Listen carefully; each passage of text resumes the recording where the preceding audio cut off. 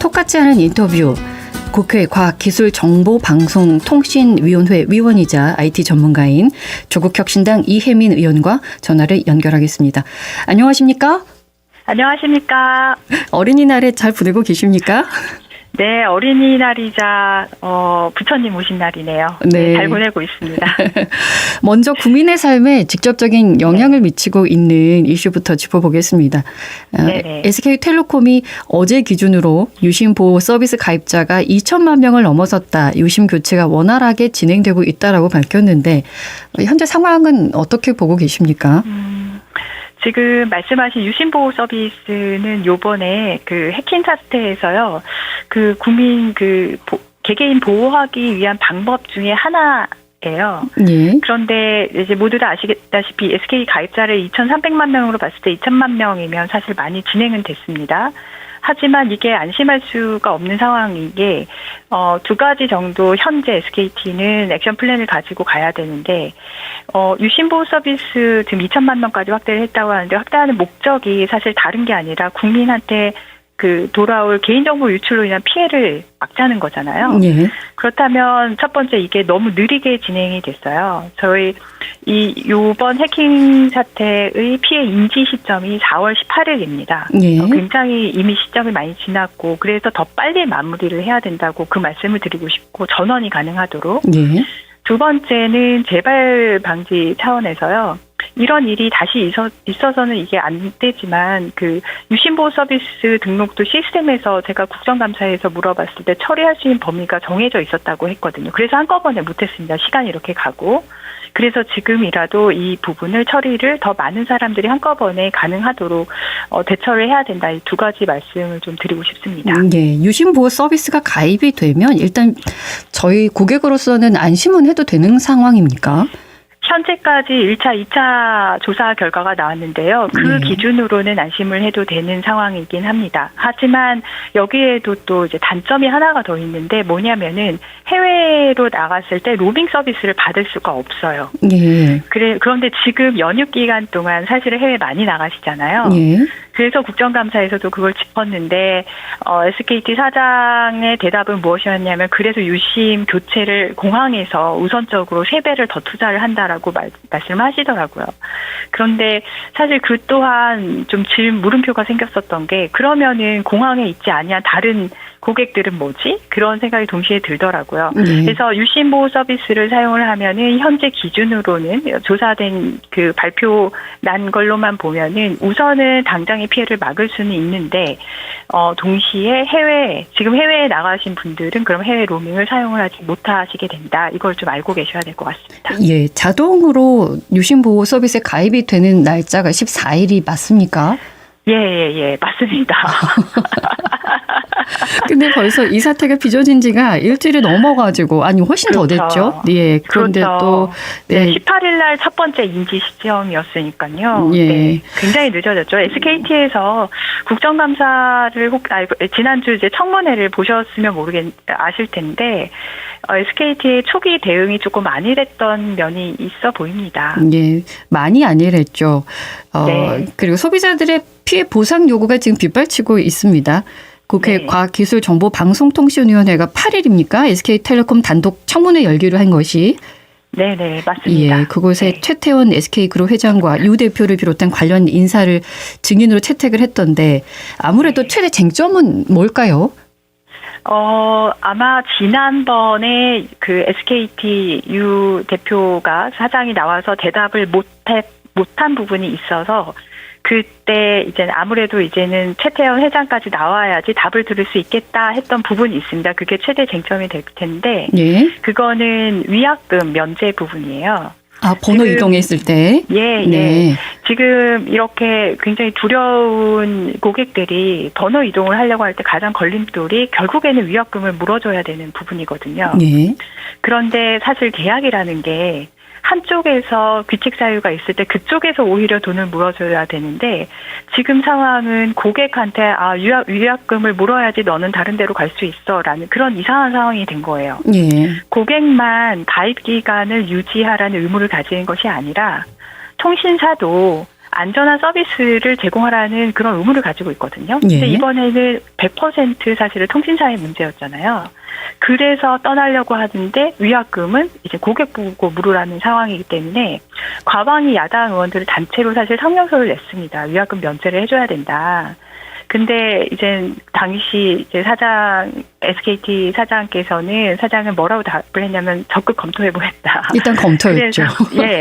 그러기 때문에 8일 날 과방위에서는 단독 청문회를 열겠다. 그리고 책임지고 대답을 할 수 있는 회장이 나와야 된다. 이렇게 했습니다. 예, 최태원 회장은 그때 나옵니까? 지금까지는 불출석 사유서가 도착을 하진 않았고요. 예. 아직까지는 나오는 걸로 가닥을 잡고 있는 걸로 알고 있습니다. 뭔가 대답은 가지고 나오겠군요. 나온다면. 그러니까 나오지 않을까요?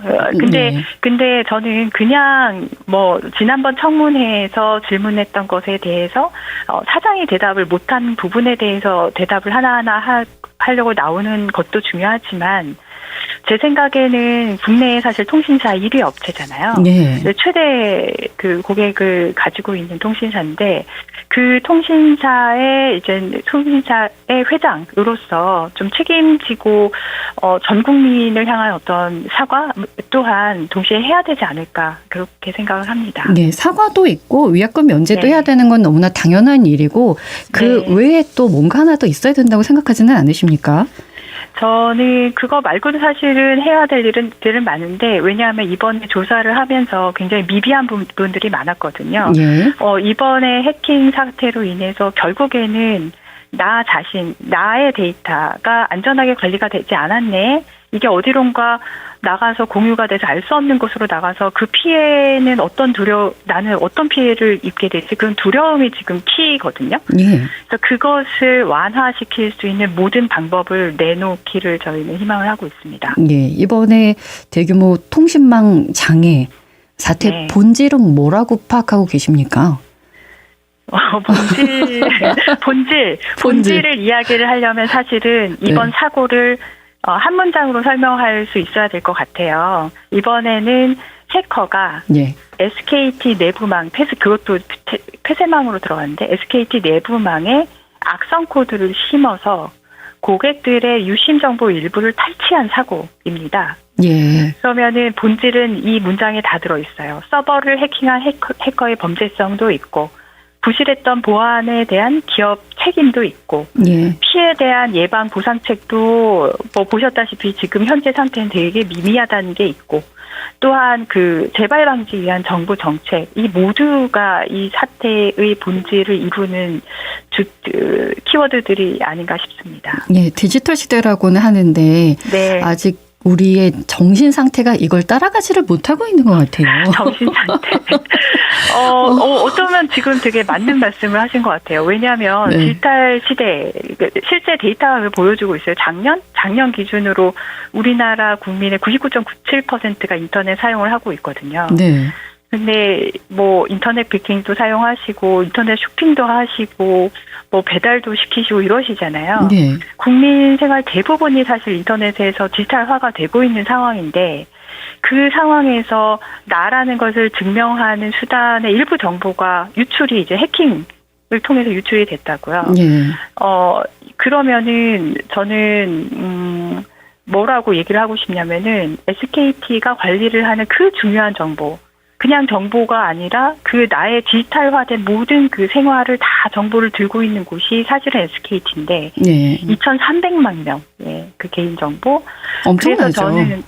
그래서 저는 이거를 그냥 단순한 기술 결함 아니면 일시적인 실수 이렇게 한번 사과하고 끝나는 게 아니라 이번 사태는 사회 기반 시설 보안 책임 실패라고 규정을 좀 할 수 있고요. 예. 그 측면에서 정부의 관리 책임도 묻지 않을 수가 없습니다. 예.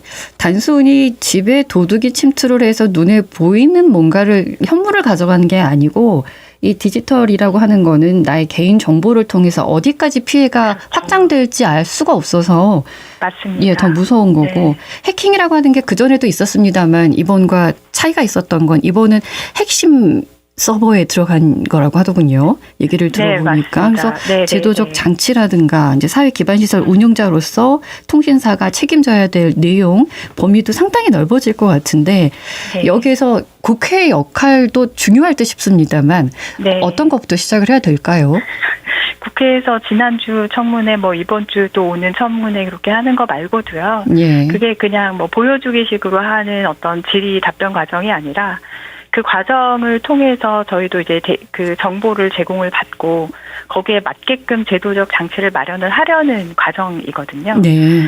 그래서 국회에서 지금 들여다보고 있는 제도적 장치 중에 하나는 아까 전에 우리 이야기 나눴던 위약금 부분이 있고 예. 동시에 방금 말씀하셨듯이 특히 이번 해킹에서 폐쇄망 안에서 벌어진 게 큰 일이었는데 그만큼 정보 보안이라는 것이 굉장히 창하고 이제 방패의 싸움이거든요. 네. 새로운 창은 계속 만들어지고 그래서 새로운 방패가 계속 만들어진 과정이기 때문에 정보 보호에 대한 투자 의무를 좀 더 지울 필요가 있겠구나. 그런 이젠 상황이 도출이 됐습니다. 이 부분은 조금 더 구체적으로 말씀을 드리자면 현행법에 네.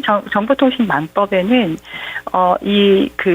통신 사업자가 어느 수준 이상의 정보 보호 투자를 해야 돼 혹은 뭐 인력 조직을 확보해야 돼 하는 의무 조항이 없어요. 아. 공시 조항만 있을 뿐이어서 그래서 저희가 지난주에 이제 청문회에서 보여드렸듯이 SKT가 1등 기업인데 이 투자를 제일 조금 하고 있었네를 또 알게 됐죠. 예. 이거는 사실 그래서 저는 이게 예견된 사건이 아닌가 싶은데 그 통신사에게 정보 보호 투자를 미니멈으로 최소한으로 이 정도는 해야 된다는 것을 법적으로 의무화하는 방법을 지금 고려를 하고 있고 네. 또 하나는 피해 보상 부분입니다. 저는 이걸 입증 책임 전환의 범위 확대라고 이제 부르는데 예. SKT는 현재 개인정보보호법이 정한 대로 관리에 있어서 소홀함이 없는지만 증명하면 돼요. 그런데 개인은 나 이만큼 피해를 봤어요라고 이야기를 하려면은 실질적으로 내가 받은 피해와 이번 유출 사고와의 인과관계를 개인이 증명을 해야 되거든요. 부담하네요. 그렇죠. 근데 이 인간관계 입증 사실은 이렇게 데이터가 돌아다니면서 생기는 어떤 피해는요, 전문가도 입증을 하기가 어렵습니다. 예. 그래서 이게 사용자가 직접적으로 다 이 인간관계를 설명을 하는 것 말고 이걸 이제 뭐라고 표현을 하냐면 피해자의 인과관계 입증 부담이라고 하는데 이것을 완화하고요. 그다음에 개인정보 처리자, 이번에는 그 통신사죠. 개인정보 처리자의 책임을 강화하는 방향으로 제도 개선하는 것 또한 좀 필요할 것 같다. 이 두 가지가 크게 지금 도출이 됐습니다. 예.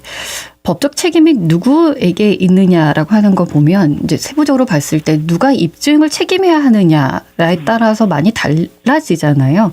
만약에 그렇죠. 소비자에게 있다면 대부분 소비자가 이제 그 책임을 지게 된다라는 얘기가 되는데 그 부분을 이번에 명확히 하시려고 하는 거군요. 예, 맞습니다. 네, 알겠습니다. 지난 청문회를 하면서 네. 그 SKT에서 발송한 문자에 뭐가 있었냐면은 이제는 유심 보호 서비스 신청 후에 받는 문자에 SKT가 100% 책임지겠습니다라고 되어 있었어요. 예. 그래서 제가 목적어가 뭐냐고 여쭤봤거든요. 맞아, 그러셨죠. 네. 근데 답변이 없었다고 보시면 됩니다. 저는 이번에 그걸 명확하게 좀 따져 물어야 된다고 생각을 합니다. 예, 주어가 누군지 너무나 중요하고 목적어도 중요하니까요. 그렇죠. 네, 네. 네. 알겠습니다. 정치권으로 이제 시선을 좀 돌려서 질문들을 네, 드려보겠습니다. 이재명 전 대표의 대법원 파기 환송 결정이 있었는데 조국 혁신당에서는 이혜민 의원께서는 어떻게 보고 계십니까? 이거는 아마 국민들께서 느끼신 거랑 거의 비슷할 것 같아요. 이거는 명백히 사법부의 정치 개입이라고 보고 있고요. 네. 이유는 수도 없이 나오고 있어요. 하지만 조금만 좀 간단히 설명을 드리자면은 이거를 2시간 만에 대법원장이 갑자기 전원 합의체로 회부를 해버리고 원래는 이제 소부에서 열리고 소부에서 합의에 이르지 못하면 전원 합의체를 올리는 건데 예. 그걸 다 건너뛰고 그냥 직권으로 전원 합의체를 옮긴 것이랄지 아니면 실질적인 심리 기간이 이틀에 지나지 않았다던가 이렇게 대법원장이 직권으로 이 운영 절차 전체를 좀 어겼거든요. 예. 그래서 이 부분도 뭐 문제고 그거 말고도 문제가 좀 많이 있습니다. 이젠 그 이외의 시나리오가 주르륵 나오고 있죠. 한덕수의 대선 출마 소식 이젠 보도되긴 직후에 예. 재판 날짜 바로 또 발표가 되고 저는 이미 저쪽에서는 시나리오를 다 짜고 움직인다고 보고 있습니다. 예. 그래서일까요? 오늘 더불어민주당 선거대책위원회가 네. 대법원에 이재명 대선 후보의 공직선거법 위반 사건 파기 환송심 공판기일을 대선 이후로 변경해달라고 공식 요청을 했는데 그렇죠. 네. 답이 어떻게 나올까요? 어렵긴 합니다만. 저는 지금은 저희가 예. 지금까지 12.3 이제는 내란 사태 개헌 예. 때부터 지금까지 설마 했었던 일이 다 벌어진 것 같아요. 맞습니다. 설마 이렇게까지? 그래서 지금은 언제나 최악의 시나리오를 가정을 하고 저희가 준비를 해야 된다고 생각을 하는데 왜냐하면 이번에 대법 선고 자체도 굉장히 이례적이었잖아요. 예. 그래서 사상 초유의 일들이 계속 벌어지고 있고 심지어 제가 이제는 좀 파악해 보기로는 현직 판사님들도 계속해서 뒤통수를 맞는 느낌이다 이런 말씀들을 하셨어요. 지기현 판사 건도 그렇고요. 예. 그래서 저는 이 내란 지금 파면된 윤석열 씨가 본인의 형사 재판 결과 그리고 대선 결과 이 두 가지에 따라서 본인의 운명이 혹은 그들 공동체의 운명이 바뀐다라고 판단을 하고 있다고 실제로 그렇고 예. 무슨 일이 있어도 본인의 형사 재판에서 사형 무기징역 피하고 싶을 거고 형이 내려진다 해도 사면 복권을 바랄 거예요. 예. 사면 복권이 되기 위한 전제 조건이 이번 대선에서 민주 진영의 대권을 뺏기면 안 되고요. 이 시나리오 하에서 움직이고 있다고 생각을 저는 하고 이 정도면 저쪽에서 목숨을 건 거거든요. 네. 저쪽에서 목숨 걸고 덤비고 있는데 그래서 이례적인 일들이 여기저기서 벌어지고 있다고 보고 그러면 이쪽에서도 목숨을 걸고 이례적으로 준비를 해야 된다고 생각합니다. 오늘 더불어민주당에서 나온 의견 또한 그 과정 중에 하나라고 생각을 하고 있고요. 예. 뭐 말씀은 이쪽 저쪽이라고 말씀을 하셨지만 실은 네. 우리 대한민국이 민주공화국으로서 민주주의의 나라로서 반듯하게 네. 걸어가기를 원하시는 것 같고 워낙에 비상식적인 행동들을 하기 때문에 이렇게 말씀을 하신 게 아닌가 싶은데요. 파기 한송심 또한 지금 속도전에 나서고 있어서 예. 12일까지 그 답변을 달라고 요청을 하긴 했습니다만 답이 올지 안 올지 잘 모르겠고 또 국민의힘 전당대회에서 김문수 후보가 대선 후보로 확정이 된 후에 이제 한덕수 후보와 단일화를 추진하는 기구를 설치하기로 했는데 이런 과정들 또한 평이하지는 않다라고 보시는 거죠. 저는 지금 방금 말씀하신 후보 단일화 추진하는 기구 설치 이걸 듣고서는 네. 지난주 목요일이 생각이 났어요. 목요일 날 기억을 좀 돌려보시면 그날 이제 국회에서 본회의가 있었습니다. 추경 처리를 하기 위해서요. 네. 밤 늦게 열렸습니다. 왜냐하면 낮에 대법원 파기환송이 있었고요. 네. 그리고 바로 직후에 한덕수 국무총리의 사퇴가 있었고요. 네. 그리고 나서 이제 밤에 국회에서는 추경을 위한 본회의가 열렸고 그 자리에서 최상목 경제부총리가 나와서 추경에 대한 설명을 했었습니다. 아. 그리고 나서 밤늦게 최상목에 대한 탄핵소추안이 올라갔어요. 예. 그러니까 바로 올라가서 표결을 하고 있는데 최상목 그 부총리가 사표를 냈대. 그러면 누가 사표를 수리하는 거야? 낮에 한덕수 총리가 사표를 냈는데 했을 때 그 총리가 사표를 냈지만 밤 12시까지는 권한 유지가 되기 때문에 네. 사퇴를 하고 경제부총리의 사표를 수리를 하더라고요. 그리고 금요일 날 아침에는 한덕수 씨가 나와서 대선 출마 선언을 하고 그리고 나서 이제 국민의힘에서는 김문수 후보가 대선 후보로 확정이 된 다음에 바로 후보 단일화 추진한 기구 설치하기로 하고 이 과정이 예. 저는 과연 그 파면된 그 내란 세력들은 국정 운영을 구멍가게 정도로 알았나 그 정도도 아닌 걸로 본 것 같고요. 진짜 자괴감이 들었습니다. 국민의 한 사람으로서. 네. 그리고 국민의힘은 그 안에서의 경선 룰이랄지 이번에 막 경선했잖아요. 예. 공당이 가지는 절차적 정당성 과연 있는 것인가? 국민의힘이 국민의 마음 대변할 국회의원으로서의 최소한 도리 지금 하고 있는가? 그 바닥에 내동댕이 쳤구나라고 생각을 했고, 조국혁신당은 사실은 지난 그 연초에 진즉해서 국민의힘 정당 해산 진행해야 된다고 이제 올렸었는데, 저는 이제 새 정부 들어서면은 진행해야 된다고 생각합니다. 지금 공당으로서의 어떤 역할을 하지 못하고 있다고 봅니다. 예. 한덕수 전 총리가 대선 출마 선언을 했고 조국 혁신당이 한덕수 공직선거법 위반 혐의로 네. 고발을 했습니다. 예. 어떤 이유로 이렇게 하셨을까요? 네.